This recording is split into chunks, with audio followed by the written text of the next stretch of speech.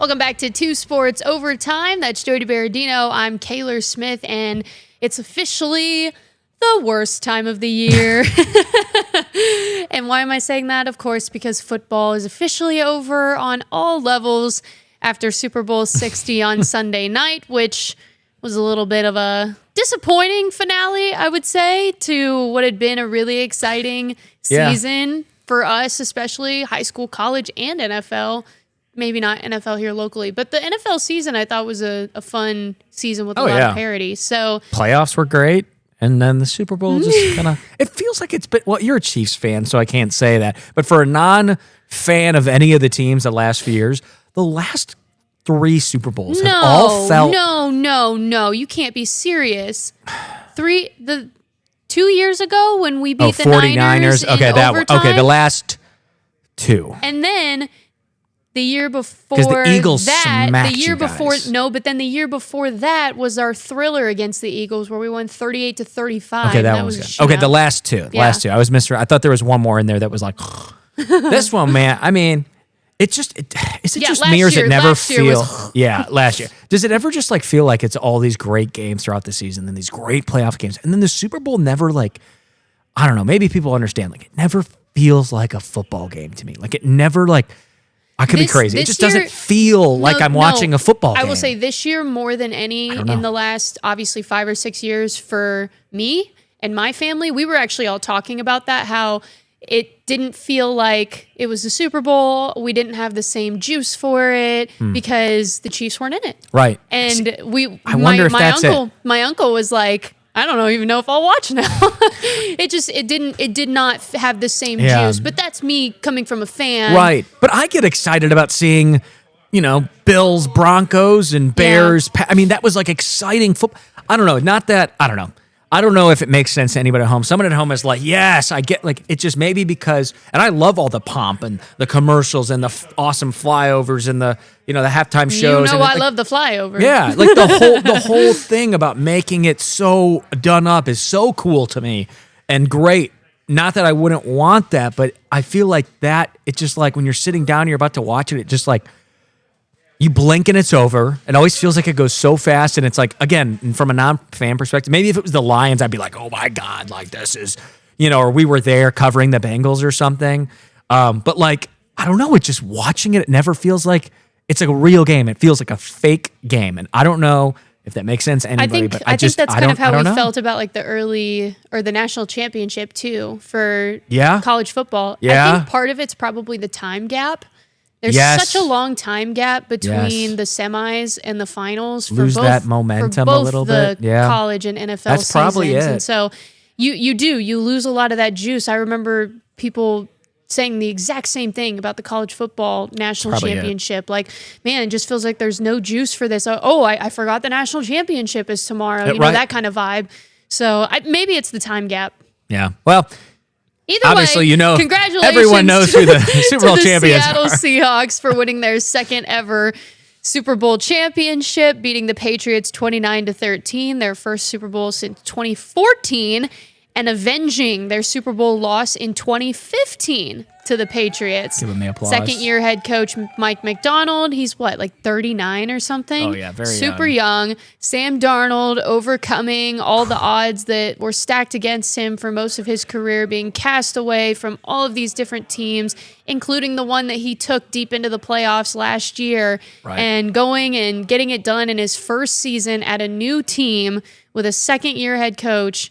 So impressive. Yeah, wild stuff. One of the greatest redemption arcs.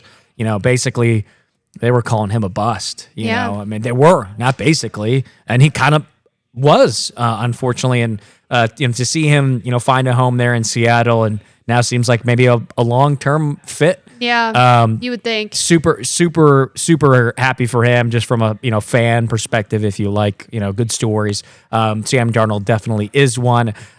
Pretty cool to see as a Michigan State fan growing up, to see Kenneth Walker just dominate and win MVP, first running back MVP in a Super Bowl since Terrell Davis in '98, the year I was born.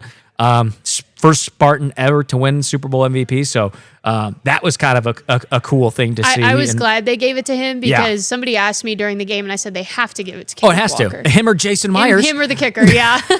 5 field goals, too, most in a Super Bowl ever, Yeah. which is also kind of crazy. But Sam played how he needed to, sufficient enough. He has such a good team around him. Oh, right. He With didn't have to. that defense. He didn't have to take over. Yeah, honestly, you could give the MVP to the defense because Absolutely. shut out through 3 quarters, Absolutely. 3 turnovers, the pick 6, which I didn't even know that was a pick 6 until I saw the replay. I was like, oh, strip, sack, gone. And it was like, it happened so quick with Witherspoon. But yeah. I thought, actually, you're right. I thought it was a strip sack. I know I had to go back and look. I was like, wait, that's a pick. But yeah, not at all what we probably anybody would have expected, at least from the Patriots. Seahawks, of course, were favored. Everyone, saying defense wins championships and that kind of mantra living on, and being confirmed.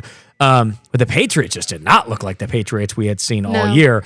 Were they really tested all year, maybe like the Seahawks were? No, and that I think was something that we talked about on the show last week leading up to this of,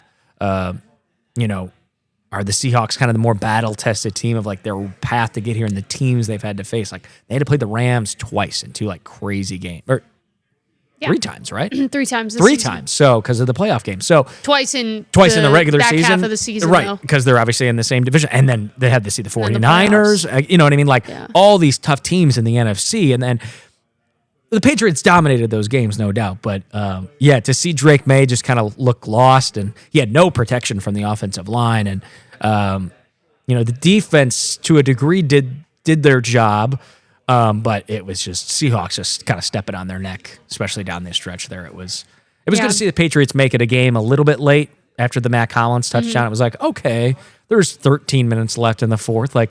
We could maybe see a little bit. We've seen this film before. Yeah, exactly. With the Patriots. Right. No, for sure.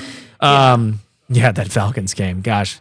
But, the Seahawks kind of showed why they really were one of the best teams all year, and it was a credit to their dominant defense, and that was on full display. So were you right in your prediction? I don't remember if we said it. I never really gave one. I thought the Patriots had enough, but like my heart told me like the Seahawks are going to find. I can't remember if I said it to you on this show or if I said it to you off air, but I remember saying to you at some point, I want the Patriots to win, but I think the Seahawks are going to win. Yeah, I honestly, this was I usually find a way to like root for a team. Usually, I usually have something against a team in one way. I really didn't have anything carrying me, except Kenneth, being a Sparty fan, like I was rooting for Kenneth Walker to a degree. So I'm happy as a Mizzou grad and a Lee Summit, Missouri native because my guy Drew Lock is a Super Bowl champion. That's right. Who would have thought? Grew up just in town with the guy. Obviously, we went to different high schools, but my siblings go to his high school now, and we went to Mizzou,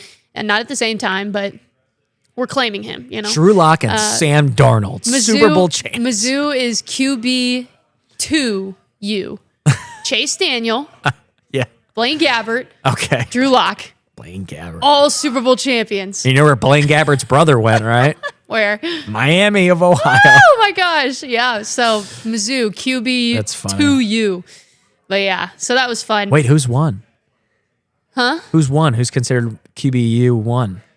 Who's QB1U? You, yeah. Ohio State, Oklahoma. Ohio Alabama, State, yeah. Oklahoma maybe. Which I think Oklahoma probably has the most quarterbacks in the league right now, or Alabama. Well, Ohio State's definitely wide receiver. All their quarterbacks suck when they get in the NFL. What teams have the produces the most first rounders? No, what team has the most quarterbacks in the league right now? Oh, in the league?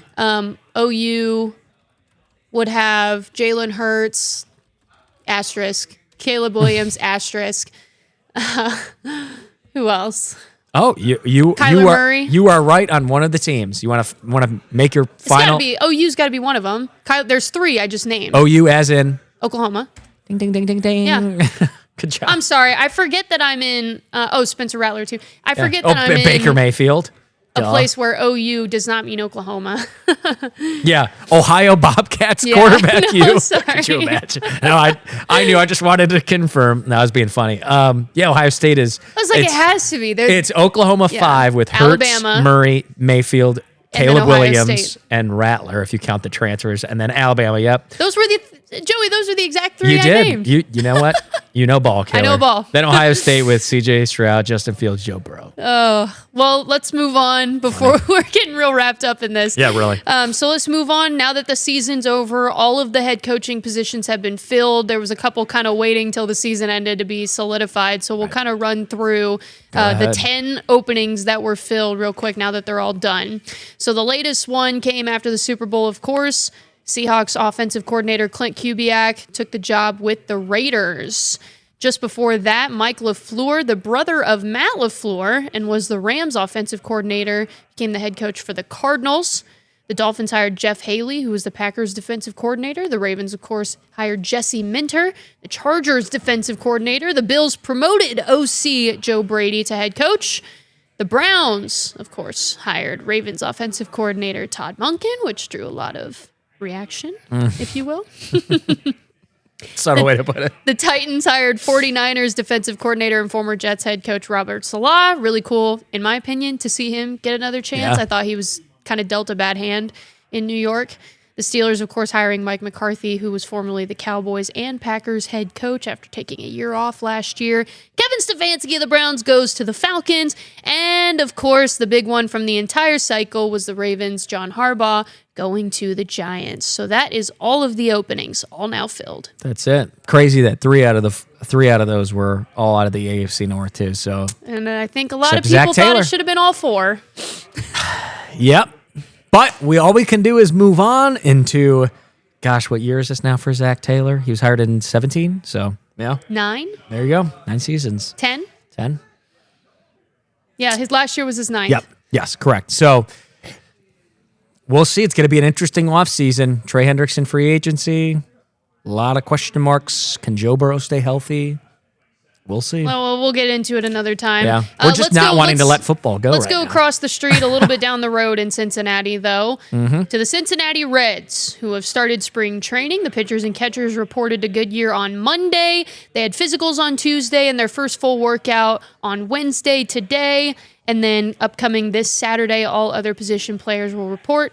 They'll do their first full team workout on Monday. Yeah. And a new way to watch the Reds, too. Reds TV subscriptions available. People happy, people not happy about it. I don't think you're ever going to please anybody with how the MLB does this. I think It's the just- people that are just unhappy about it unfortunate. don't understand it personally, because Probably. this actually, I feel, is what they should have been doing for a long time. I agree. Having team specific Yeah. packages. And if you have cable, you're going to get your Reds and I already. think that's what I'm saying. People who are mad about it, They I don't might think they not be sure, understand right. that they are still going to get it on TV somehow. Right. But if you don't have cable, you now have an option to watch your Reds all season long. Yep. It's going to be $100 for the full season or $20 per month on Reds TV. And that's it. It's Yeah. just a website. You can stream it on apps.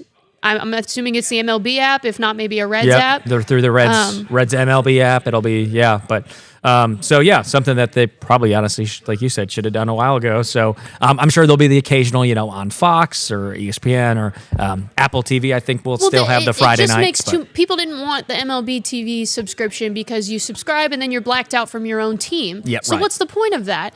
So these team-specific packages are perfect for a Yes. sport like baseball, Yep. where you really mainly only want to watch one team. You only want to watch your team. Yeah, you get 162 games, and so I think this was actually great. And if I did not get free MLB TV as a T-Mobile user and I get to see my team, the Royals, because I'm out of market, Yeah. I would subscribe to something like this more than likely. You get free MLB TV? Yeah, 'Cause of T-Mobile offers, a little Wow. plug there for everybody. There you go. My mom works for T-Mobile and has her whole career.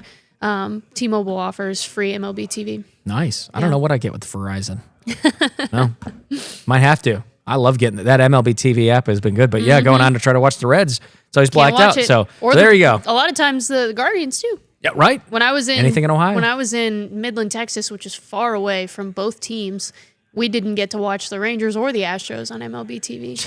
Bummer. Astros are 8 hours away. Well, lots to talk about too with this Reds team. Obviously, making that splash with Eugenio Suarez, bringing him in back home. Welcome back, Gino. Super cool to have him. 1 year, $15 million deal. And of course, spring training underway. So we're going to take a short break, but when we come back, we'll switch gears back into winter sports with baseball, spring training just getting going. We are getting closer and closer to the postseason here, especially for college basketball. More on the Flyers, Redhawks, and Raiders coming up right here after the break on 2 Sports Overtime.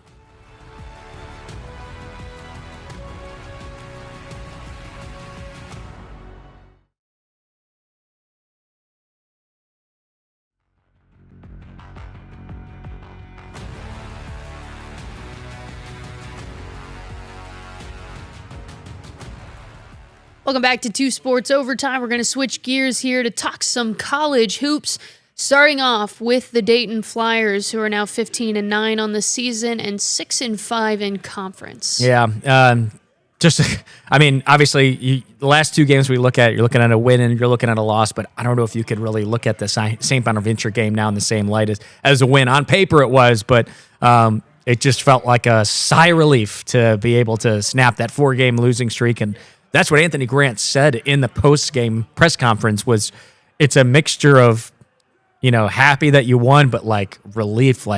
And I don't know if that's I don't know what to make of that, if that's just very honest, but I don't know if it's good to hear that you're playing to not lose rather than playing to win. Oh gosh, thank God we didn't lose 5 in a row and set a new record, for losing streaks. But they get the job done at home. Javon Bennett kind of stepping up in a big way for the first time. And he's always been very consistent, but feels like every night has been Montgomery leading the way. So, Javon with 20, Durkheck 18.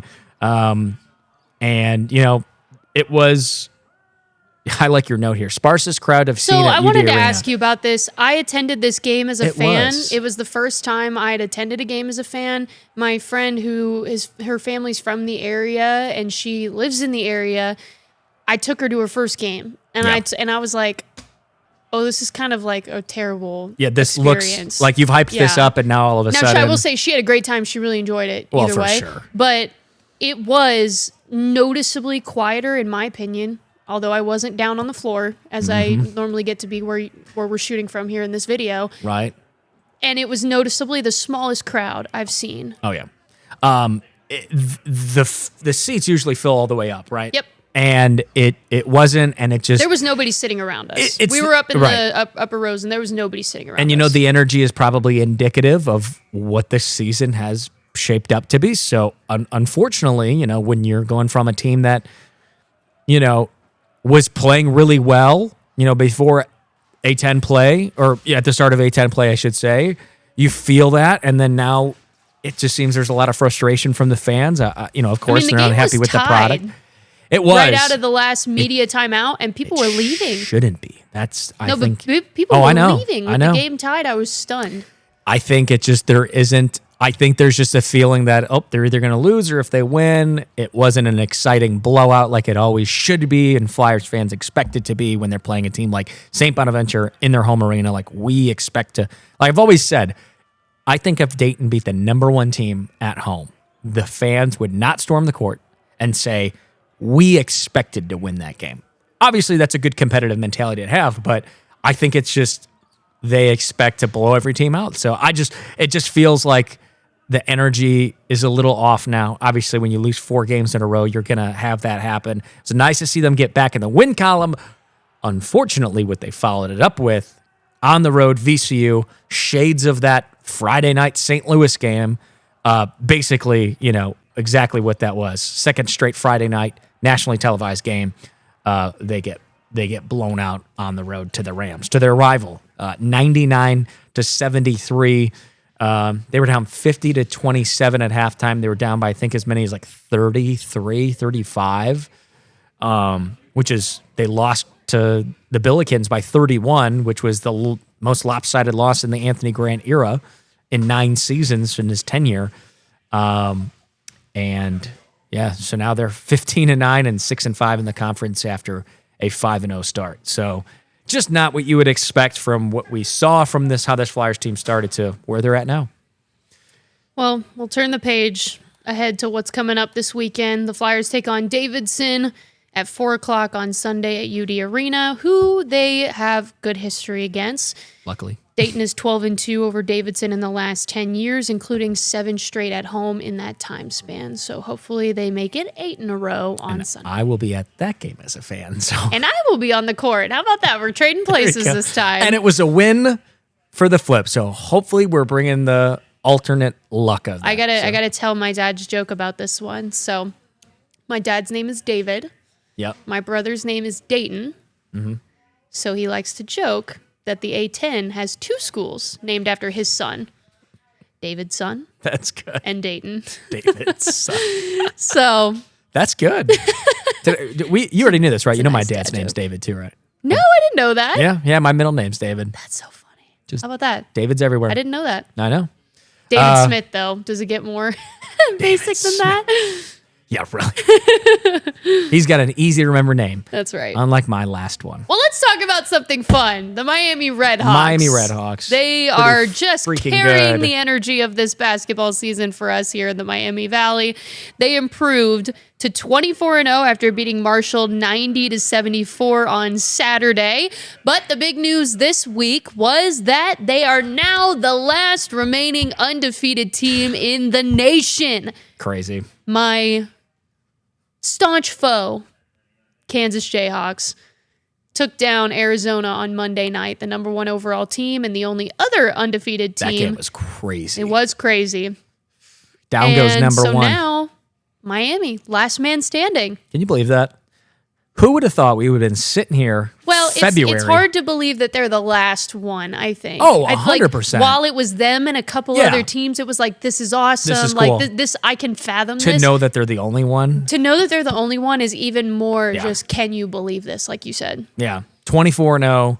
Had no problems on the road in the MAC Sunbelt Challenge game against Marshall, 90-74 over the Thundering Herd. So now a really big one again. Back in the national spotlight.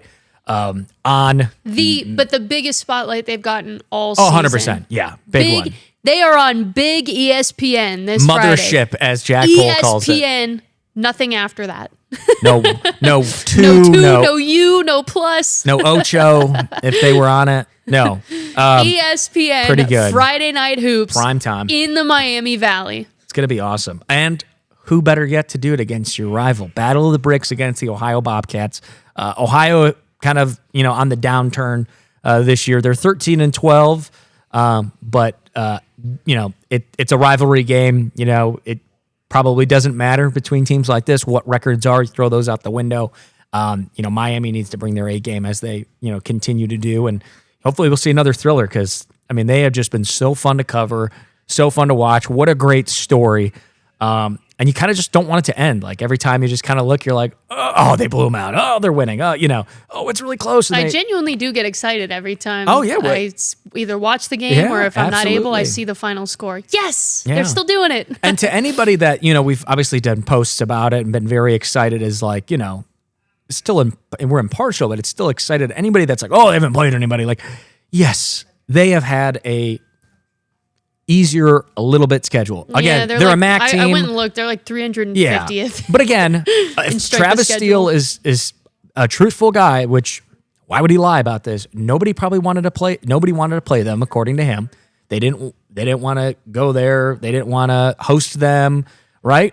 So clearly the rest of the college basketball coaches at, bigger schools probably knew what this team was capable of. They do their homework. They know before they schedule these games, and they probably want to lose at home to these guys. So, you can't blame them for what their schedule is. They're winning the games that are on their schedule and in front of them. So for anybody that's like sour grapes about this whole thing, just be happy. Like, it's a cool story. Mm-hmm. I've seen a lot of people complain, oh, they haven't played anybody.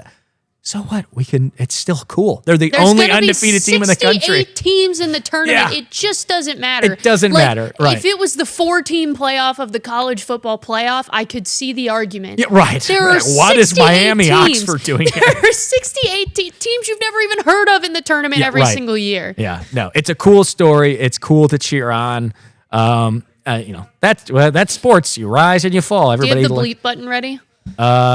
3 seconds. Yeah, I do. All right. Get your to Millette Hall this Friday. Yeah, absolutely. You heard it there. It's a big one. Battle of the Bricks, 9 p.m. Of course, we're going to have the highlights right here as well as our typical high school hoops coverage. Quickly before we end the show here, Wright State men's basketball, the winning streak. I'm sorry, no, the winning streak was over. It had already been snapped, but they started a little one. Yeah, they'd won 3 straight, I think.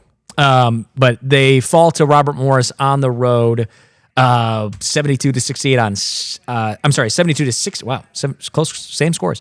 72-66 on Wednesday, and then they beat Purdue Fort Wayne at home, 72-68 on Saturday. So I think they've won 11 of their last 13. I believe is now what it is. Well, they're 11-3 in conference play. So and in first place still. There you go. So looking pretty good.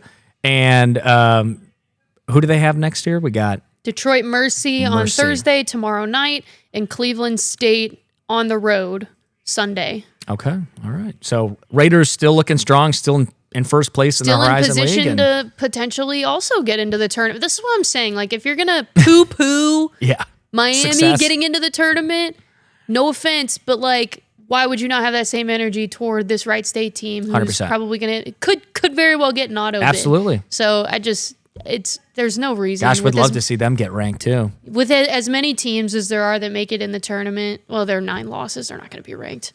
Well, no. They'll have to win the Horizon League. Yeah.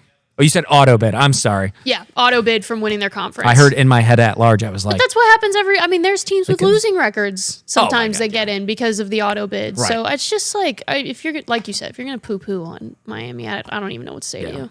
Well, we will step off our soapboxes here at Two Sports and say goodbye. Just enjoy it, okay? Enjoy Just the ride, the story. yeah. It's a good story. It's not like it's like, UConn, Duke. Yeah, Everybody Kentucky. hates Duke, It's small schools having, or Kansas. It's anti-Kansas over here. They took down Arizona. No, I would rather anybody else beat Arizona. Fair enough. We will see you next week right here on Two Sports Overtime. That's Kayler Smith. I'm Joey DiBardino. Have a good week, and we'll bring you more high school and college hoops action here for you coming up next week right here on Two Sports OT.